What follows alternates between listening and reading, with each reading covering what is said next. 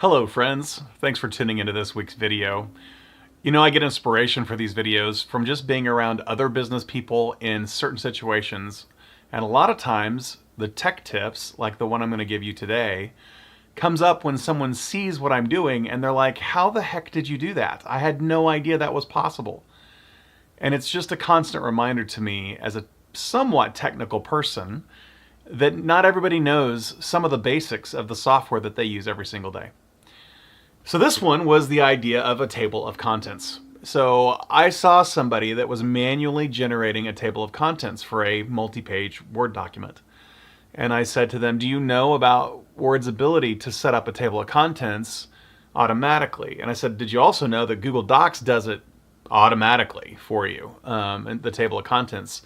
And they're like, no. And I said, well, it all hinges on your ability to use styles in your document, which are called title tags. Most people will bold and then increase the font size and things, but it's regular paragraph styled text, not the formal title or header style for text. And Google Docs and Word Docs use those header styles, those title styles, to generate a table of contents for you. And so today I'm going to share my screen and show you a couple of quick examples. One, a Google Doc, and the same thing in the Word doc, and how you do it in both of those platforms, hoping that that's just something that is handy for you as you're doing your content creation in the days and weeks and months to come. Okay, so I'm going to share my screen right now, and we will do the Google Doc one first. Okay, here's a Google Doc. The title is Using Heading Formats to Generate Table of Contents. In this Google Doc, you'll notice over here that there's this section. A lot of people just collapse this by default, and then they have this little tab thing sitting here and they don't know what it's about. If you leave that open and you come into your content, so what I did for this demo is I created 3 heading areas with some Latin text underneath each one. So by default, you'll see that there's nothing over here because this is all normal text. See this drop down right here under styles? Normal text. Everything in here is normal text. And yeah, you could bold and increase the font to make it look like a heading, but it's not a formal heading. So what you do is drop this normal text down and say, hey, I want this to be, let's say, heading 3. I use that a lot. Heading 3. That's a major section, should be a heading. And notice when I did that, it immediately put that heading over here in this basically auto-generated table of contents for you. And I'm going to do the same thing for another major section. Heading 3, I'm going to come over to the conclusion, highlight that, and make that a heading 3. And now you will see that you have these document tabs. And if this was spread out, for example, across pages, you can click on these to navigate to that section. And so it makes it a lot easier, especially if this is a multi-page document with dozens and dozens of sections, to navigate around. And you can even rename the title, the tab 1 to something else. There's just tons of things you can do with this. But the basics of being able to generate a live linkable table of contents in a Google Doc on the fly is fantastic and super efficient. It also is great for your reader so that they can navigate around your content once they receive it. So remember, instead of it being normal text, it needs to be one of these heading 1, 2, 3, 4, and there's tons of styling that you can do on what the headings look like, but just start playing around with the default options that you have for heading styles to create a table of contents in Google Docs. All right, now I'm going to switch over to Microsoft Word.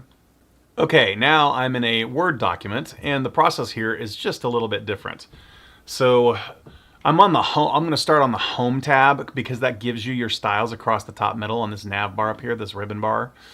And so what I'm going to do is highlight each of these sections. This is the same exact example that we did in the Google Docs, right, in terms of titles and text and things like that. And I'm going to choose H2 here. I'm just going to make these H2s, heading 2s, right? So instead of normal text, they're going to be heading 2s. And by doing that, I've now set this Word doc up where I can actually insert a table of contents at the top. So I'm going to hit character turn here, make some space at the top of my text. And then I'm going to click the References tab. This is not obvious, right? But once you do that, there's a new button here, Table of Contents.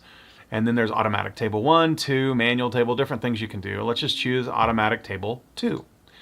And there you go. It's using those headings to generate a table of contents and the pages that they're on. One of the things that's a little weird about this, there's this update. So when you click the table of contents, let's say you've changed your content around a lot. I think it might prompt you when you try to save the document or leave or something like that, but I've found it before where I've added a lot of content to a document and the table of contents didn't automatically update. So let's make that happen where I'm going to make these pages change by putting some of the content in page 2, and you'll see that this didn't automatically update. So all you have to do is highlight the table of contents and click Update Table, and you can say update page numbers only or update the entire table. I always just update the entire table because that's going to be accurate. And notice it switched from 1s to 2s on where the content shows up within the document. And that's it. That's how simple it is to create a table of contents in a Google Doc and a Microsoft Word document. And it was just surprising to me that a lot of people, I was in a room full of about 4 people, and 3 of the 4 had never seen the use of headings or title specific styles to make a document have a formal table of contents in it before. So there you go. Not that that's a problem, it's just not everybody has the experience or went through training with this software before. And so they made something work without necessarily being efficient. I hope you found this one helpful today. Let me know in the comments below if you did like this one, and I'll see you next time.